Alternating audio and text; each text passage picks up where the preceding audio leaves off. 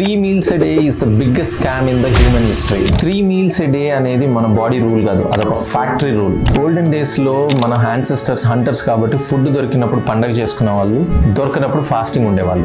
Industry revolution తర్వాత factory timings కోసం మనకు బ్రేక్ఫాస్ట్, లంచ్, డిన్నర్ అని ఫిక్స్ చేశారు. అప్పటి నుంచి మనం క్లాక్ ప్రకారం తింటున్నాం కానీ బాడీ ప్రకారం కాదు. అంటే 8 hours విండో పీరియడ్ లో తినండి, either breakfast and lunch or lunch and dinner. ఈ 16 hours ఫాస్టింగ్ లో జరిగే మీ బాడీలో మార్పులు ఏంటంటే, నెంబర్ 1 ఇన్సులిన్ సెన్సిటివిటీ పెరుగుతుంది, దాని ద్వారా బ్లడ్ షుగర్ స్టెబిలైజ్ అవుతాయి. నెంబర్ 2 బ్లడ్ వెసల్స్ లో ఎండోథీలియం అంటే inner lining of the blood vessels function improve అవుతాయి. Number 3 cellular repair or autophagy.